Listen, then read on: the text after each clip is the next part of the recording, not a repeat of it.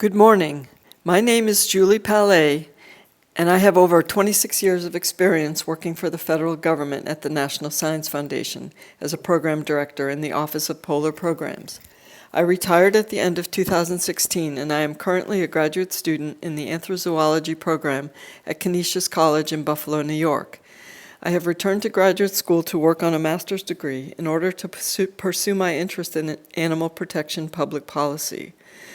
Today, I would like to share with you a proposed idea to develop a national companion animal welfare strategy that would lead to a nationwide standard for animal protection and enforcement of laws across the U.S. and help combat animal cruelty and improve public safety. All of my references are listed at the end of this presentation. At a roundtable discussion on animal welfare enforcement hosted at the Justice Department in August of 2016, more than 100 leaders representing federal agencies, state and local governments, researchers, scientists, and others in the field of animal welfare met to discuss how they could work together more effectively to combat animal cruelty. The collection and sharing of information and the utilization of the National Incident-Based Reporting System, NIBRS, for acts of animal cruelty was one of the many challenges that was discussed at that gathering. Also noted was the fact that every state has its own animal cruelty laws, and these laws sometimes overlap with federal law, but many of them are broader and cover areas like animal neglect, hoarding, abuse, and killing. In addition to there being no nationwide standard for what constitutes good animal welfare or how cases of neglect, hoarding, or other forms of abuse should be handled, you all know quite well that the laws in place across the country are, as they say, all over the map.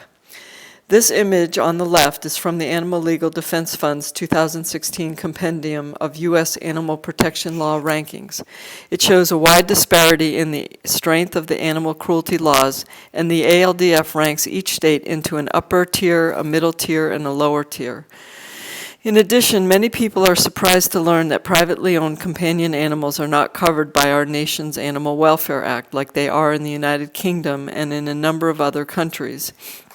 Not only does the UK Animal Welfare Act of 2006 cover companion animals, it also sets forth a code of practice, shown here on the right, that places a duty of care on people to ensure that they take reasonable steps in all circumstances to meet the welfare needs of their animals.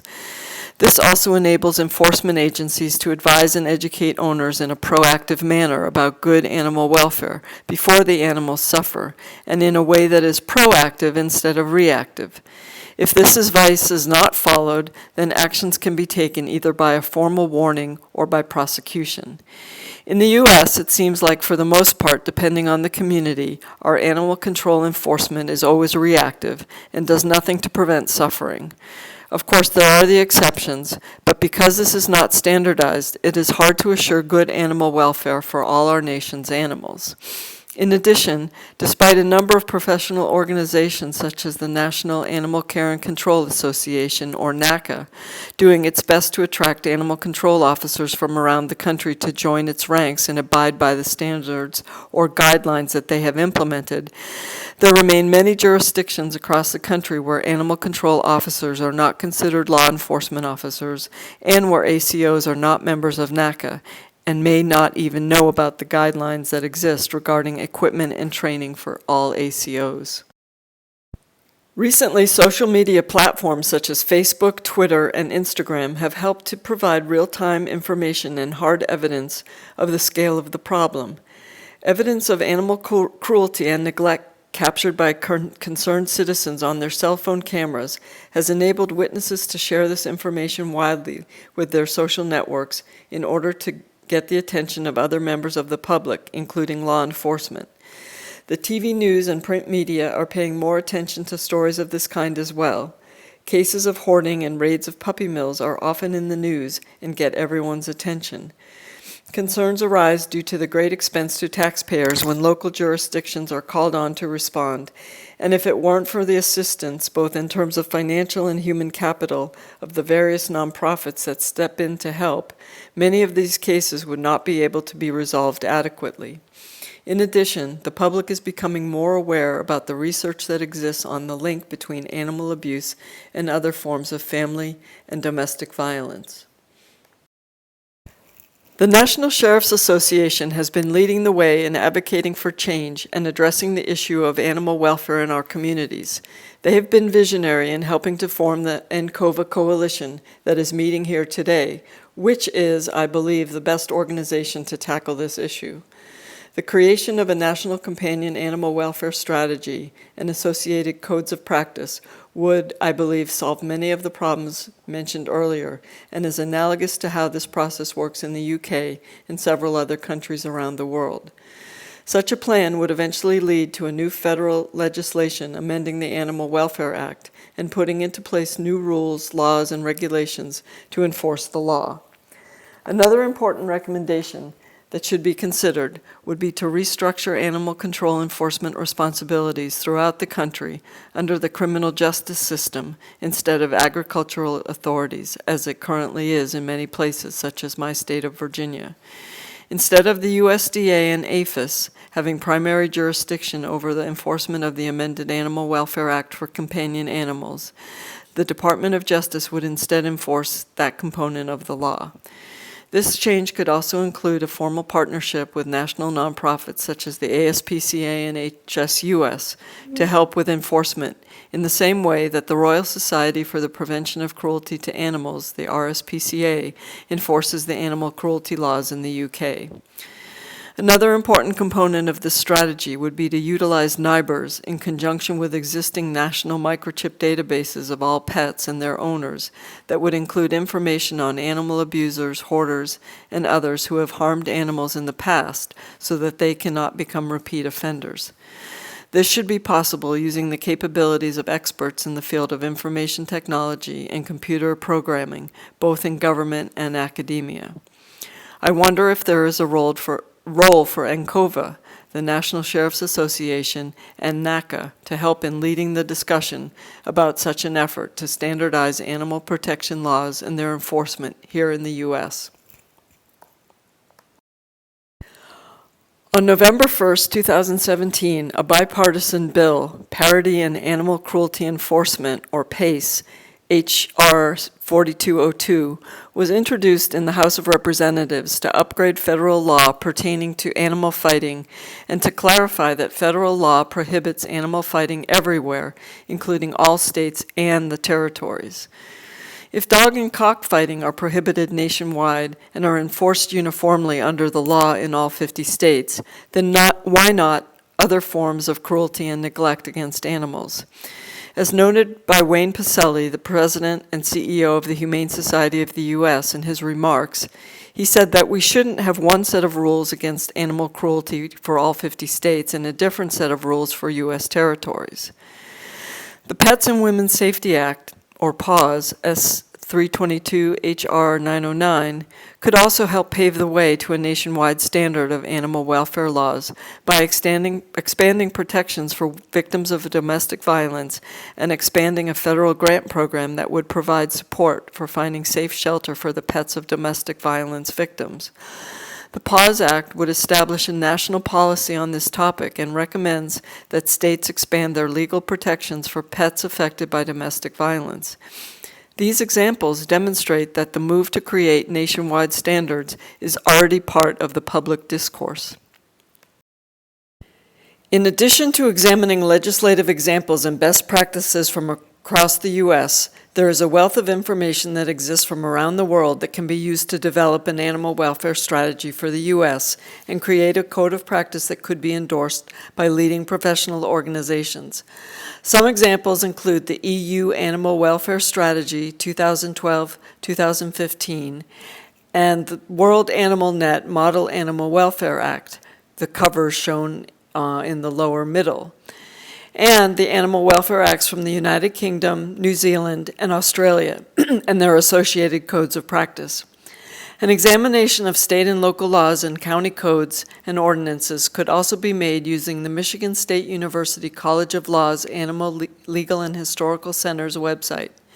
In addition, every year both the Animal Legal Defense Fund, ALDF, and the Humane Society of the U.S. rank each state in the country by the strength of their animal protection laws.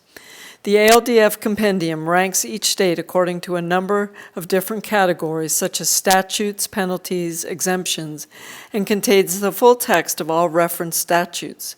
ALDF bills this document as the top resource for lawyers, law professors, law students, legislators, and other legal professionals, and anyone who wants the most comprehensive animal protection laws collection of its kind. The Humane Society of the U.S. also creates its humane state rankings every year according to the strength of the animal protection laws in each state, but the focus includes many other topics other than companion animals such as farm animals, fur, and trapping. Nevertheless, it is another resource to consult when looking for best practices around the nation. Please take 2 minutes to watch the video about collective impact. The collective impact approach is a form of collaboration where organizations coordinate their efforts and work together around a clearly defined goal instead of working alone to solve problems. Collective impact requires organizations to form cross-sector collaborations and coalitions for their success. This already exists with NCOVAA. These coalitions must work together to develop a common agenda, establish shared measurement strategies, and develop mutually reinforcing activities, have continuous communications, and create a backbone support organization that helps coordinate the effort. The backbone organization helps guide the vision and strategy, keeps groups aligned, helps establish and lead the shared measurement activities, builds public engagement, and helps with outreach to advance the agenda and obtain support from those with resources to sustain the effort. It seems to me that NCOVAA is already in a very good position to do this. For example, the common agenda would be to develop a national strategy for companion animal protection. With the recent addition of acts of animal cruelty to NIBRs, the second condition of collective impact is already also being met, i.e., you already have a shared data gathering and measurement structure in place. The third level in the pyramid requires that each group focus on its strengths to contribute to the big picture goals, with each group supporting all the others. Ongoing communications with both virtual and in-person meetings could occur with support of the backbone organization, which provides coordination and communication.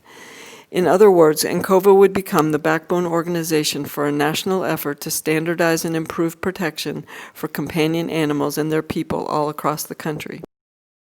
An example of one approach that has seen some success in one large city in Canada was developed by Bill Bruce, the former director of Animal Bylaw Services in Calgary, Alberta, and has been very effective in reducing both dog bites and euthanasia rates in the city of Calgary. The Responsible Pet Ownership Bylaw of 2006 requires that dogs have a license and are microchipped for permanent identification, that all pets are well cared for, including a proper diet, access to medical care, including spay and neuter surgery, and have access to training and socialization opportunities with both other animals and people. By paying attention to the way in which dogs interact with both family members and strangers, both dogs and people learn how to interact with one another without creating opportunities for negative encounters that could lead to dog bites. In fact, in a paper published by the National Canine Research Council written by Janice Bradley, it was reported that Calgary from 1985 to 2008, even though the population had increased, reported dog bites had decreased by 68%, down from a high of 621 in 1985 to approximately 200 in 2008. She goes on to say that legislation promoting responsible dog guardianship and enforcement of existing dangerous dog laws are more likely to protect people and animals and are more likely to prevent dog bites than any prohibition of any particular breed of dog. The paper also cites a study of 36 Canadian municipalities that found that the communities with the highest rates of ticketing for animal control violations, primarily leash laws and confinement infractions, had the lowest rates of reported dog bites. My vision for how success might look would be to someday have an amended Animal Welfare Act that would include companion animals. New federal animal protection legislation would then be enacted to implement the new law. The new law would have the support not only of lawmakers and the public, but also, and most importantly, it would have the support of law enforcement. The new laws and enforcement strategy would also have strong endorsement by national professional organizations and local governments. Finally, the plan would include a national pet registry and database derived from existing microchip registries with information about pets and their owners, which would be linked to NIBR so that it could include information about animal abusers, hoarders, and others who have harmed animals. There is no reason to reinvent the wheel. Support for how to coordinate a big data project of this kind could come from both government and academia. So could the Calgary model work here in the U.S., and could such a program be implemented across the country? If the National Sheriff's Association, in partnership with NACA and other relevant organizations, took a proactive approach to educating the public about responsible dog ownership, this plan could work. With support from NCOVAA as the backbone organization to help with collaboration and information sharing, the new model could first be tested in a variety of communities where data could be gathered both before and after the changes go into effect. Economics would also be a major component of any plan. By demonstrating to any jurisdiction that the amount of money that could be saved by implementing and enforcing a responsible pet ownership program, one might be able to convince county administrators that such a program is in their best interest. The groups listed here are just some examples of the important organizations that I think could and should be included. With the backing of numerous national organizations, it will have a better chance of being successful. By making available a variety of materials to all law enforcement officers, you and your staff will have what you need to educate everyone about responsible pet ownership. Not only will this help assure a safer community for people and their pets, but it will engage law enforcement officers and others in the field of dog care and control so that they can help protect the public and animals from unsafe dogs, which are often those dogs that are most at risk for other reasons, including cruelty and neglect. A data collection effort should be started under the existing structure so that when and if a new set of standards are implemented, that the data collection can continue through the transition and into the new legislative framework. Assessment and evaluation will be encouraged by several groups who are poised to help with this sort of endeavor. These groups are listed here, such as the National Pet Owners Survey, American Pet Products Association, U.S. Pet Ownership Statistics, Shelter Animals Count Effort, National Canine Research Council, and others who might conduct independent research. Before I end, I'd like to propose one other idea that recently occurred to me. What if NACA created a Citizen Animal Control Academy? It would be like the Citizen Police and Fire Academies that many communities run for their citizens. Not only might it help in attracting more people to join the ranks of animal control officers, but it might also provide a cadre of trained citizen volunteers to help support the ACOs in doing their jobs. For example, following up with pet owners to see if they are complying with requirements of the responsible pet ownership laws and other administrative activities that ACOs may not always have time to attend to. Finally, one could even imagine forming a Citizens Animal Protection Teams, or CAPT, which could be like CERTs and CARTs for citizens who want to help ACOs in the monitoring and follow-up on cruelty cases, for example. Thank you for listening, and I'd be happy to take any questions.